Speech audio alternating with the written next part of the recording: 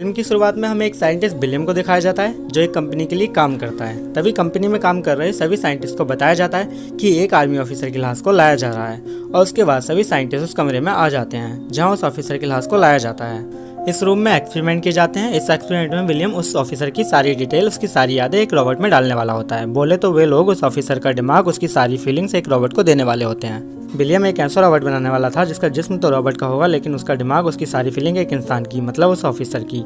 ये काम विलियम उस लैब में मौजूद अपने दोस्त और वहाँ मौजूद कुछ वर्कर की हेल्प से करने वाला होता है। एक्सपेरिमेंट शुरू कर दिया जाता है और विलियम उस आर्मी ऑफिसर का दिमाग उस रोबोट में डालने में कामयाब हो जाता है। जब एक्सपेरिमेंट समाप्त हो जाता है तब रोबोट को पावर देकर ऑनलाइन किया जाता है जिससे वह रोबोट मूव करने लगता है और होश में आ जाता है। जैसे ही रोबोट होश में आता है तो वह अपना स्टील का बना शरीर देखकर घबरा जाता है क्योंकि उसका दिमाग एक ऑफिसर मतलब इंसान का था। उसे अपना शरीर बिल्कुल पसंद नहीं आता और वह विलियम से कहता है कि उसने उसके साथ क्या किया। तभी विलियम उसे सबको समझाने की कोशिश करता है लेकिन वह रोबोट गुस्से में खुद के चेहरे को तोड़ देता है जो उसे बिल्कुल नहीं पसंद और खुद को चोट पहुंचाने लगता है। यह देखकर विलियम उस रोबोट की पावर को ऑफ कर देता है और विलियम का एक्सपेरिमेंट वहीं रुक जाता है। इस पर विलियम का बॉस उससे बोलता है कि जल्दी ही अगर हमें कामयाबी नहीं मिली तो हमारी कंपनी बंद हो जाएगी और इस सब के चलते हमारी नौकरी भी चली जाएगी। पर अब विलियम घर आ जाता है और अपनी फैमिली से मिलता है। उसकी फैमिली में उसकी वाइफ और 3 बच्चे हैं। ये लोग छुट्टियां गुजारने के लिए घूमने के लिए निकल जाते हैं। ये लोग शहर से बाहर घूमने वाले थे। जब ये लोग सफर में जा रहे होते हैं तो रात हो जाती है और जोरों की बारिश होने लगती है और रास्ता भी काफी खराब था और बारिश के चलते गाड़ी के कांच से कुछ नजर भी नहीं आ रहा था। इसलिए इनके सामने एक ट्रक आ जाता है जिससे ये मुश्किल से बचते हैं।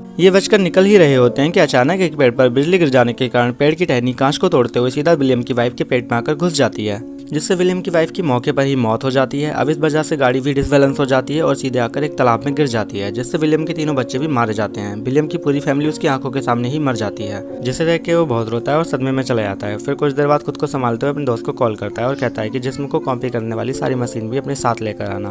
फिर कुछ देर बाद उसका दोस्त भी उसके पास पहुंच जाता है और उनकी फैमिली को मरा देखकर वो भी बहुत दुखी हो जाता है। इस पर विलियम अपने दोस्त से कहता है कि मेरी फैमिली सभी लोगों का सारा डेटा, एनी डिटेल्स और सारे सैंपल्स ले लो।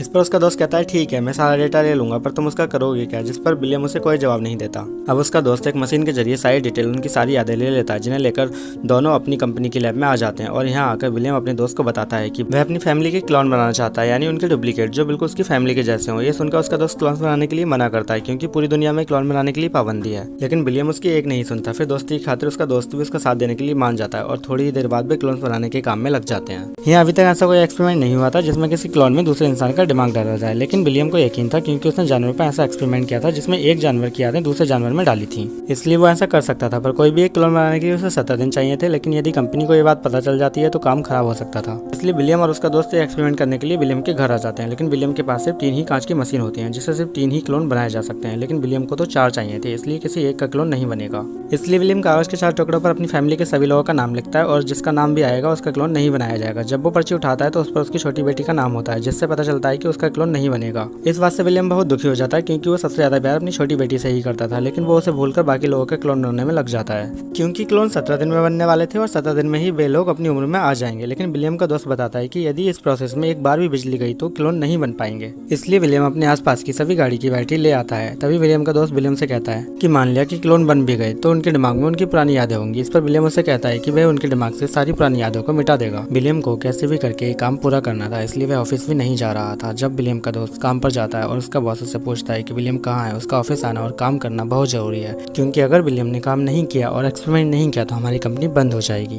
इसलिए विलियम साथ साथ पुराने आर्मी ऑफिसर वाले रोबोट पर भी काम कर रहा था। देखते ही देखते 17 दिन पूरे हो जाते हैं और उसका दोस्त उन्हें निकालने के लिए आता है, लेकिन विलियम तैयार नहीं था क्योंकि वह सोच रहा था कि क्या वो उनके दिमाग से उनकी सारी पुरानी यादें मिटा भी पाया है या नहीं। इस पर उसका दोस्त विलियम से कहता है कि अगर क्लोन 17 दिन में नहीं निकाला तो उनकी उम्र बढ़ जाएगी और वो खराब हो जाएंगे, इसलिए यही सही वक्त है उन्हें निकालने का। फिर वे दोनों मिलकर क्लोन निकालने लगते हैं और इंजेक्शन लाकर 3 दिन के लिए बेहोश कर देते हैं। जब विलियम की वाइफ बेहोश पड़ी होती है तब वह उसके हाथ पर हाथ रखता है और देखता है कि उसका दिमाग काम करना शुरू कर देता है और जैसे ही वह हाथ हटाता है तो उसका दिमाग काम करना बंद कर देता है। यहाँ जाकर विलियम को एक बात समझ आती है कि इंसान का जो दिमाग है वो हमारे जिस्म से जुड़ा है, इसलिए दिमाग और जिस्म का तालमेल होना चाहिए। तब जाकर उसे समझ आता है कि उसका आर्मी ऑफिसर वाला एक्सपेरिमेंट भी इसी वजह से खराब हो रहा था क्योंकि दिमाग और शरीर के बाकी के हिस्से एक ही बात पर इत्तेफाक करने चाहिए। इसलिए यदि दिमाग के साथ एक चाल चली जाए, उसे पहले से ही बता दिया जाए कि तुम्हारा जिस्म लोहे का है, तो वह घबराएगा नहीं बल्कि अपने जिस्म को अपना लेगा। 3 दिन की बेहोशी के बाद वह अपनी वाइफ और बाकी क्लोन के दिमाग का नक्शा बनाकर देखता है और उनकी यादों से एक्सीडेंट और अपनी छोटी बेटी की यादों को मिटा देता है। और अब होश में आने पर वो बिल्कुल पहले जैसे ही दिख रहे थे और उन्हें उसकी छोटी बेटी के बारे में कुछ याद नहीं था। ये देखकर विलियम बहुत खुश होता है क्योंकि उसने एक ऐसी चीज कर दी थी जो होना बिल्कुल नामुमकिन था। अब विलियम ऑफिस चला जाता है अपना ऑफिसर वाला एक्सपेरिमेंट पूरा करने के लिए, लेकिन अब की बार उस रॉबर्ट के लिए एक अलग दिमाग चाहिए क्योंकि उस रॉबर्ट का दिमाग जानता है कि उसका जिस्म लोहे का है। अब विलियम को एक नया दिमाग चाहिए था, इसलिए विलियम अपने ही दिमाग का नक्शा बनाकर चेक करने लगता है।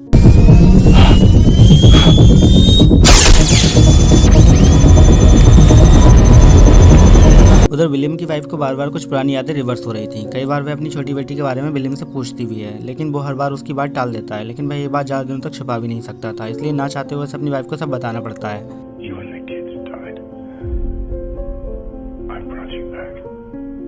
ये सब सुनकर विलियम की वाइफ बहुत दुखी होती है क्योंकि उसे बहुत बड़ा सदमा लगता है ये सोचकर कि वह कोई इंसान नहीं, सिर्फ एक क्लोन है।